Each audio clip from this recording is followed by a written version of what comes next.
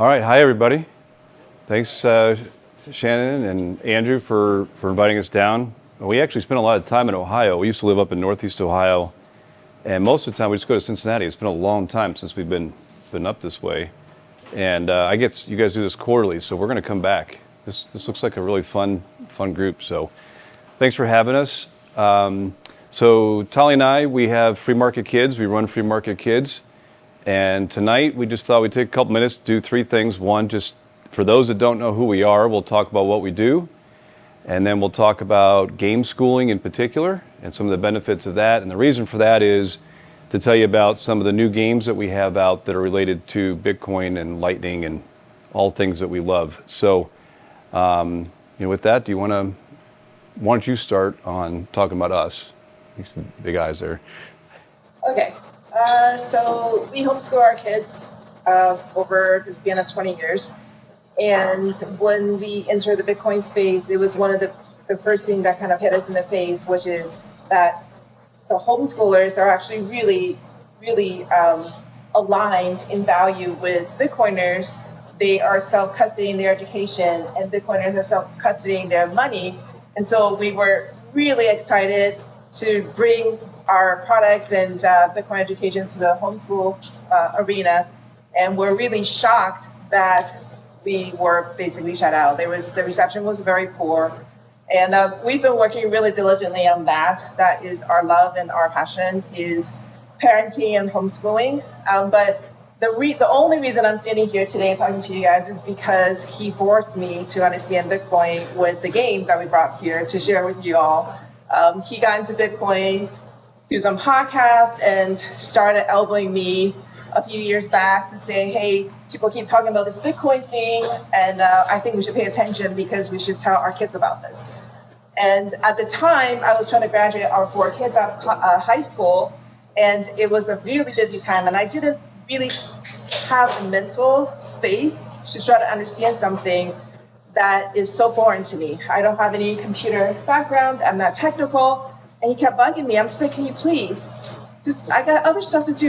My to-do list is very long, And he was like, no, just listen to this podcast. It's only 2 hours. And just the Bitcoin standard, it's only like this 500 pages. And I don't understand why you just can't get this. I'm like, no, I don't have time. And so finally, out of desperation, he's like, I will put it on the table, and I'm going to write out these little cards to explain how the blockchain technology works. And that's sort of how the first prototype of Hodl Up came about. And he showed it to me. He's like, and this goes here, and this goes here, and here's the SHA-256, it's the nonce card, blah, blah, blah. I'm like, I have no idea. So then he went back to the drawing board, and it was through 2 years of iteration, lots of trials and error, lots of playing with me, playing with his brother, our kids, and everything, to get to the point where I was like, fine, okay, I can believe that it might be a real thing now. Give me one of those books. I will listen to it on 2x, and let me just go from there. And that's how I went down the rabbit hole. And that is the only reason I'm standing here today, because I listened to the book, and it actually wasn't Bitcoin Standard. He thought I was listening to Bitcoin Standard, but I was actually listening to Bitcoin, Hard Money You Can't F With, which is very emotional. I don't know if you guys read that book, but it's all emotion. And that actually was very lucky that I was introduced to the topic that way, because that's how I hear things. I need to hear the emotion in the story, whereas he's more intellectual. He's more like facts, and he's an engineering type, So everything that makes sense to him, I didn't care about. But I needed to feel the emotion of why I should care about it. So I went down the rabbit hole, and I cannot believe that everything I have ever learned and tried to follow and do right has been a lie. So that brings us here. Yeah, so what Tali left out is we actually met in business school. So we were well down the fiat line of she was going to be an investment banker, I was going to be a management consultant, and we thought we had the whole world figured out. I've had a few things in my life where something would come up, and then later on I look back on it. And so when we had our first, she said, I don't want to go do what I went to school for. I actually want to stay home and be with our child. And I had gone to public school, so I didn't understand what self-custody education was at the time. And while we were in business school, I didn't understand at all what was going on with the Keynesian modern monetary theory of money. I just took it as that's the way we did it. So this is sort of where the peanut butter and the chocolate come together. Anybody knows those old commercials where you walk in, they walk down the street. The concepts of both homeschooling and Bitcoin, the idea is we want the best for our kids. We want them to have a super successful life. We want to set them up. And if two MBAs can screw up everything possible because they followed the fiat advice, then what are we going to teach our kids? Right? So here's free market kids. So the purpose of free market kids is we want to give the next generation the tools they need to succeed. And so Bitcoin led to Austrian economics. Austrian economics led to low time preference. That led to all kinds of lifestyle changes. And now I just can't stop. How do we teach our kids these things that we thought we understood how the world worked, and we were completely blown away by it, how things really work. And now they look at mom and dad, they see pictures of us with the laser eyes, and they think we've joined the cult. And so it's difficult to try to get across to, they're all adults now. So it's difficult to reach them. But that's the purpose of our company. And it turns out that even though you do things like games to teach things, they're good for adults too. So we've had a lot of experiences now where we've taken these games and we've watched people open up. Why don't you tell the one about the... Yeah, don't use the name, but... No, I won't. Yeah. So we went to a Bitcoin gathering, and we were supposed to have a technical presentation. And for whatever reason, the internet connection wasn't working, so we were all kind of sitting there wondering what we should do. And we happened to have our game Hodl Up with us, and we're like, we're already here, so let's just play a game if you guys want to. And at the gathering, there was a couple, and the guy was a bit deaf. Like, he was so technical, he could talk about stuff that I have no idea what he's saying. And his girlfriend was there, and you can just tell from her face that she understood nothing. She didn't really want to be there, and she was there to just support him. That's it. She was very closed off. Her posture, her whole mannerism was really closed off. And we're like, let's go play a board game. And she said, I can't do that. I don't understand anything. I don't understand Bitcoin. I don't know what's going on.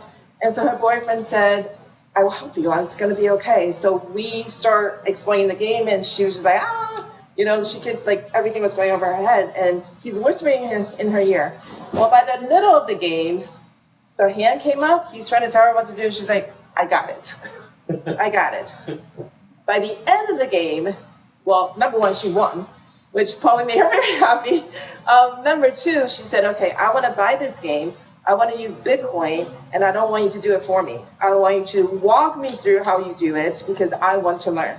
And it just opened the door for her because she needed that. She just needed the pieces to come together to make sense for her. And she went from completely closed off to I want to learn more, and it was over 45 minutes. And it was so powerful, and it was transformative. And that's the power of the interactive, experiential kind of thing, right? Like, you can talk at them all day long, and until they want to understand or until they feel like they can understand, you're just talking to a door. So. Yeah, we can use that as a transition to game schooling. So the lesson with that too, what she left out was two of the guys there were just vomiting everything they knew about Bitcoin at her, and she was just shutting down.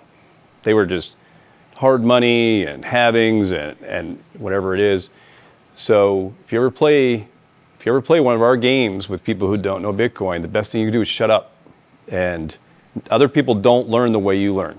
So me as an engineer, I'm going to want to hear all that stuff. Tali is more of a tactile learner. If you can show her how things move in a simplified way, much better, or emotional stories, much better. So the game schooling side of things, I've always loved games. It's just something I go to a game conference every year. I missed Origins because of our son's wedding, but I go to Gen Con. So I've just always been a game board geek, and I liked it. When I got into Bitcoin, that's when I wanted to combine the two, and it turned out that's how it helped with Tali. But we also have a podcast called Bitcoin Homeschoolers, because this idea of education is just, there's so much overlap between all of these things. The overlap with game schooling is there's a few things with it. Number one, it is tactile. You're going to simplify things. When I created Hodl Up, it took 2 years, and the reason was there's almost too many things in Bitcoin. Every time you learn one thing, you think you understand it, and then you get humbled, and you learn something else, and then you're more excited, then you get humbled again. So you dig down multiple layers and say, okay, you got to put that into a 45-minute game that you can learn in 15 minutes and be done. It's actually really hard to simplify what it is. But in our game, there's 21 million Bitcoin, there are halvings, there's difficulty adjustment, there's hot and cold wallets, there's all this juicy stuff that Bitcoiners love. You don't say a word. Just play the game, and when you hear the kids telling the other kids, you better put your Bitcoin in cold storage, it's like music to your ears. They get it. They don't care that there's something called a halving. They don't care about hard money. They don't care about all that. They're just playing a game. They want to beat their brother, and that's it, or beat their dad, whatever it is. But learning has a lot of different things about it.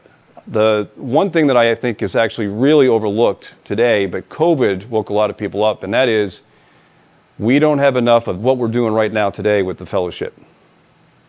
The number of hours that people are glued to their phone, or hey, let's get together, but then they sit down and they watch TV. Let's go watch a movie. The benefit of a game is you can spend an hour with people at different ages, different physical abilities, different whatever. And you are face to face with them, and you are spending time with them. And we have way too little on the fellowship side. So if you have a real low time preference view of things and you value friendships and you want relationships with your kids, going back to homeschooling, game schooling is not just the game. We're going to talk more about sneaking in Bitcoin stuff to it, but the first thing that I want to point out is it is way more, it is much more about the experience you have with other people than necessarily what you learn with the different pieces. Second thing is you really can teach a lot because people do learn different things. And so we are building a set of other games that are first principle based. So some of the ones that we have over here today that we can talk through.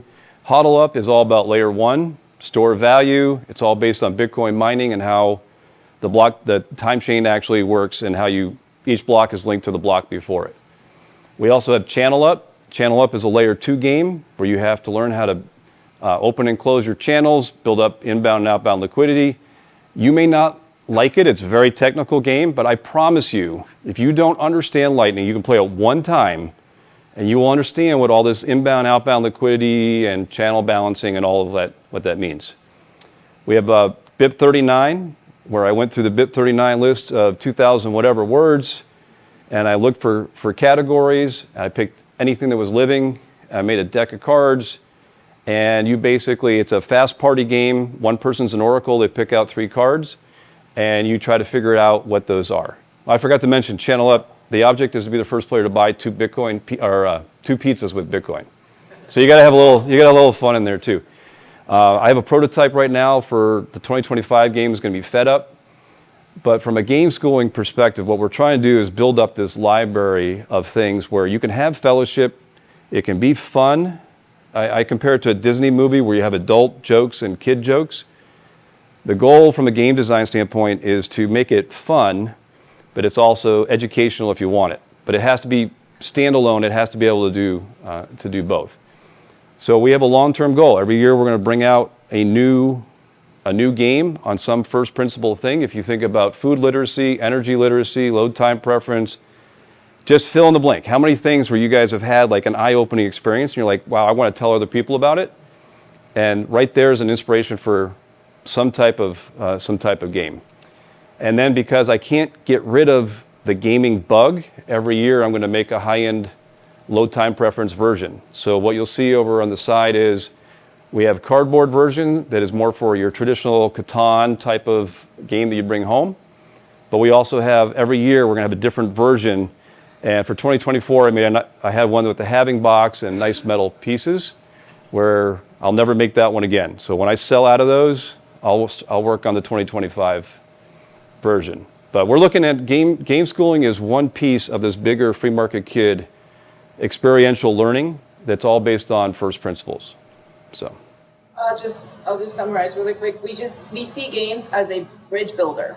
So if you come at people head on and you say, let me tell you about Bitcoin or let me tell you about energy, then you'll be like, oh my God, I'm going to hear a lecture. But if you say, hey, it's Friday night, come over, make some popcorn, let's play a board game, and they ask the questions while they're playing because they want to win, then you can answer them and they'll actually hear you. Because otherwise, if you're telling them the same thing and they haven't asked, they're not going to hear you. So that's it.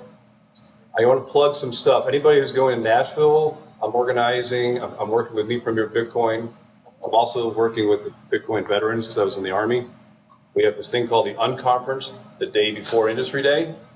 It's 150 people, high signal, very, very, I don't know what the right word is. It's an awesome event. We went to the one in El Salvador before adopting Bitcoin.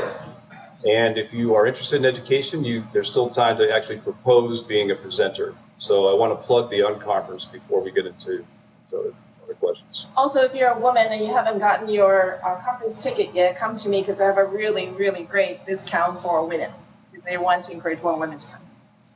That's for the big conference. For the big conference. Yeah.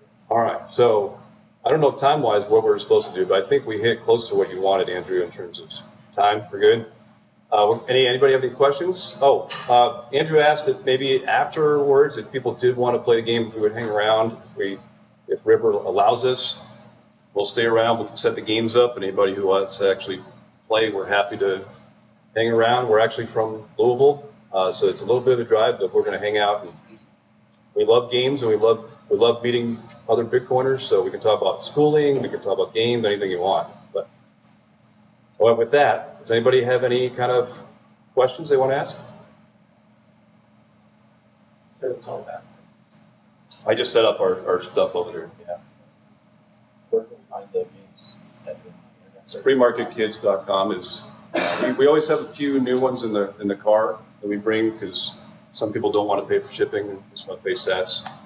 So we do have that, but the Channel Up Lightning game and the Bit 39, I basically airship some in so I could have them in time for the conference, but they're on a slow boat literally from China.